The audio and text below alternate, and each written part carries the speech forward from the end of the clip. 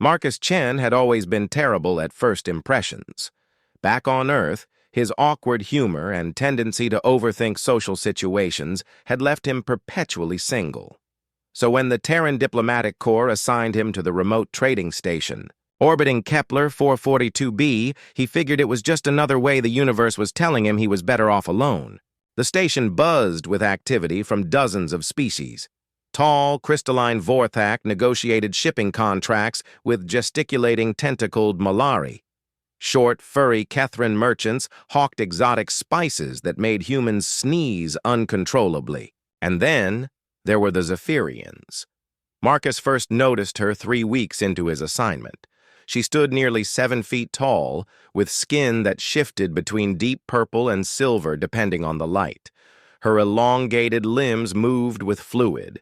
Grace and bioluminescent patterns traced delicate spirals along her arms and neck. Most striking were her eyes, large opalescent orbs that seemed to hold galaxies within them. She worked at the Cultural Exchange Center, helping new arrivals adapt to station life.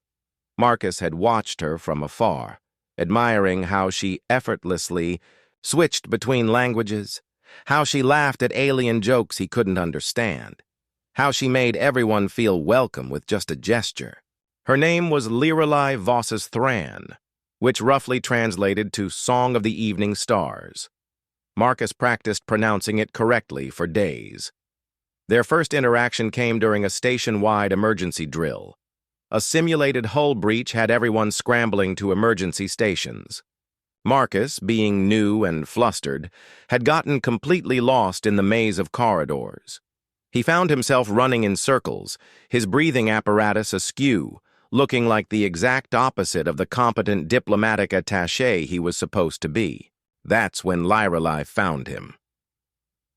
"Human Marcus," she said in accented but perfect English, her voice like wind chimes in a gentle breeze. "You appear distressed." "I'm fine," Marcus panted, his face red with embarrassment. "Just exploring alternative routes to safety." She tilted her head, and her bioluminescent patterns pulsed with what he would later learn was amusement. "I see. And does this exploration typically involve running past the same maintenance panel 6 times? Marcus stopped dead in his tracks. "You were watching?" "I was ensuring your safety," she replied simply. "Come. I will show you the correct path." As they walked to the emergency station, Marcus couldn't help but steal glances at her. "Thank you," he said quietly. "I'm usually better at, well, everything." "Doubt that is true," she responded. "I have observed you in diplomatic meetings. You speak with wisdom and kindness. These are rare qualities." Something warm bloomed in Marcus's chest. "You've been watching me in meetings?" Her patterns shifted to what looked like a blush. "I observe many things. It is professional interest." Over the following months, their professional interest evolved into friendship, then something deeper. Marcus learned that Lirelai was considered unusual among her people.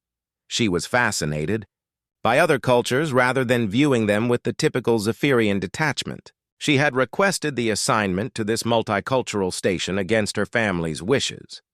"Why?" Marcus asked one evening as they shared a meal in the station's observation deck, watching the planet's twin moons rise. "Because," she said, her patterns glowing softly in the dim light, "I believe the universe is more beautiful when it is not lonely." Their courtship was unconventional, to say the least. Marcus brought her human music.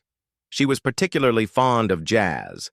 She taught him Zephyrian poetry, which involved creating light patterns as much as words. He cooked terrible attempts at Earth cuisine in his quarters. She showed him how to read stellar formations the way her people had for millennia. The breakthrough came 6 months later, during the Galactic Harmony Festival. Marcus had been working for weeks to master a traditional Zephyrian greeting dance. It was an intimate gesture, typically performed only between close family or bonded pairs. His human physiology made the fluid movements nearly impossible, but he practiced relentlessly.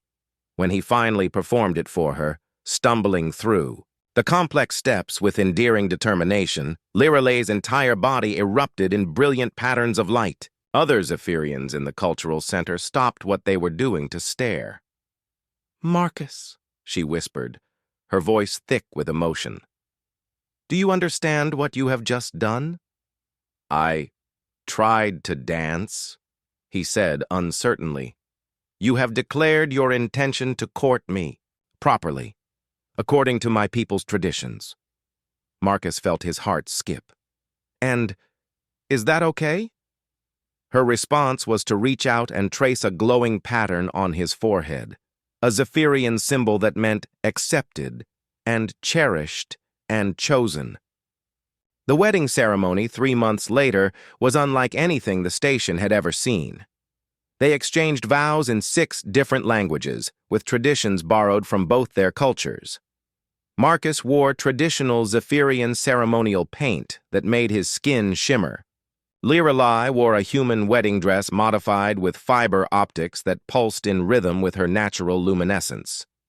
Now, a year later, Marcus stood in the station's main concourse, waiting for a transport to arrive. He was reviewing diplomatic notes on his tablet when he felt eyes on him. Looking up, he saw a group of young Zephyrian females near the information kiosk, clearly tourists visiting the station for the first time. One of them was pointing directly at him, her patterns bright with excitement. She turned to her companions and spoke in rapid Zephyrian. Marcus had gotten decent at the language, so he caught most of it. "Look, that's one of the humans, the one married to Liralai Vossa Thran, the one who learned the courtship dance." Her friends clustered around her, all staring at Marcus with obvious curiosity. The speaker continued, her patterns now glowing with something like pride. "That's my husband's species brother. They say he can cook food that doesn't poison us, and he tells jokes that translate properly." Marcus blinked in confusion. Then the young Zephyrian did something that made his heart skip. She smiled. It was a distinctly human expression that her people had adopted, learned from watching the cultural exchange between him and Liralee. At that moment, Liralee herself appeared at his side, her patterns shifting to amused affection as she took in the scene. "It seems you have become famous among the young ones," she said, slipping her elongated fingers through his. "Famous for what?" "For proving that love needs no common DNA," she replied, her patterns glowing brighter. "For showing that impossible is just another word for difficult." Marcus looked back at the group of young Zephyrians who were now openly waving at him with enthusiasm. He waved back, and their patterns erupted in delighted sparkles. "You know," he said to Liralai, "I think I'm finally getting the hang of this whole making a good impression thing." Her laugh was like starlight given voice. "Marcus Chen, you made the best impression of all. You impressed the universe itself into believing in us." As they walked away together hand in hand, the young Zephyrians continued to watch with wonder, already composing the stories they would tell their friends back home about the human who danced his way into their cultural mythology, one stumbling step at a time.